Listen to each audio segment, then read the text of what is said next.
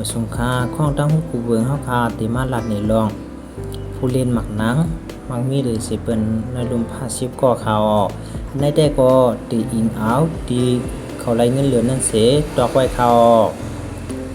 หมายที่10ติมีชื่อว่าแกปิงติบรายค่ะมันเป็นผู้เล่นหมักหนังคนเมืองเปเจียมเป็นผู้เล่นแถวหน้าซุมแมนเชสเตอร์ซิตี้เขาออก1 ปีในมันได้ไล่เงิน25 ล้านดอลลาร์ค่ะหมายที่9ที่มีชื่อว่าอีตินฮาเซตนะครับมันเป็นผู้เล่นหมักหนัง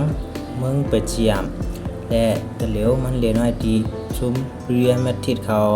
1 ปีในมันจ่ายได้ไล่เงินเหลือ27 ล้านดอลลาร์เขาหมาย8ที่มีชื่อว่าโรเบิร์ตลิวันดอฟสกี้เขามันเป็นผู้เล่นหมักหนังที่เมืองโปแลนด์และเล่นที่ซุมบาร์เซโลนานั่นเขาเงินเหลือมันจ่ายได้ที่ไล่27 ล้านดอลลาร์ต่อ1 ปีเขาเป็นผู้เล่นหมักหนังอันมักมีหมายที่8ครับหมายที่7ที่มีชื่อว่าอินเนสตามันเป็นผู้เล่นหมักหนังที่เมืองสเปนและเป็นผู้เล่นหมักหนังที่ในซุมบาร์เซโลนาเมืองตั้งเขามันจ่ายที่ไล่เงินเดือน31 ล้านดอลลาร์อเมริกันต่อเขาตั้ง1 ปีค่ะเป็นผู้เล่นหมักหนังมักมีเหลือสิเบิร์นหมายที่7เขาหมายที่6ที่มีชื่อว่าอารินฮาลันค่ะมันเป็นผู้เล่นหมักหนังที่เมืองนอร์เวย์และซุมแมนเชสเตอร์ซิตี้นั่นเขาแต่เหลียวอายุมันได้มี22 ปีกว่าค่ะเงินเดือนมัน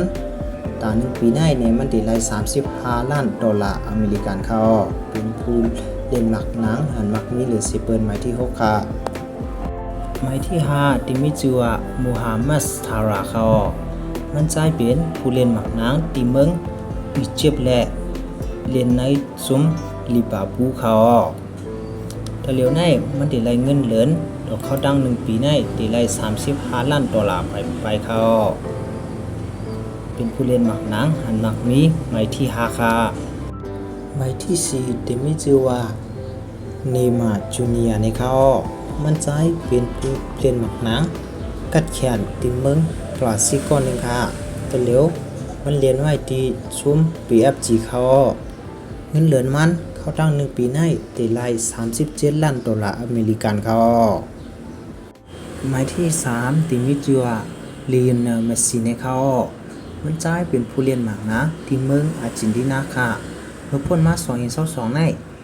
ตึกหวานเอาจุมเมืองอาร์เจนตินาเขาไล่สู้ที่1บังเกเข่งหมักนางกำพาเขาแต่เหลียวมันเรียนไว้ที่หน้าจุมเปียกจีค่ะเงินเดือนมัน1 ปีนั่นได้ไล่41 ล้านดอลลาร์เขาเป็นผู้เล่นหมักนางอันเก็ดแข็งเลซิเปิลนลุมผ้าค่ะหมายที่2มีชื่อว่าคิเลียนอันบาปีเขามันเป็นผู้เล่นหมักนางที่เมืองฝรั่งเศสค่ะมันจ่ายถึงมีอายุ24 ปีกว่าค่ะมันเป็นคนเล่นหมักหนังที่จุม PSG เขาแต่เหลียวในเงินเหลือนมันไล่ต่อ1 ปีเนี่ยได้ไล่62 ล้านดอลลาร์เขา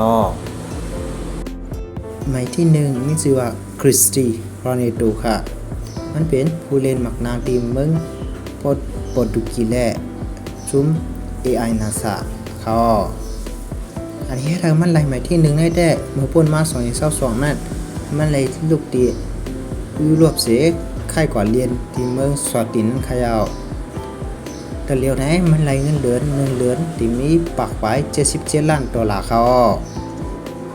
ลองผู้เล่นหมักหนังมักมีเหลือ10 ก็ได้ก็ที่สุดกว่าที่ไหนเอาค่ะอันนี้ได้ก็ตีอิงเอาเงินเหลืออันเขาไล่เสียแล้วนับไว้ก้อยค่ะ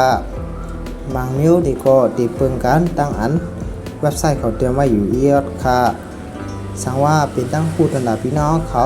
พอดอนตัวหนึ่งในก็อย่าไปลืมไล่และ Subscribe บันค่าหมายสุนค่า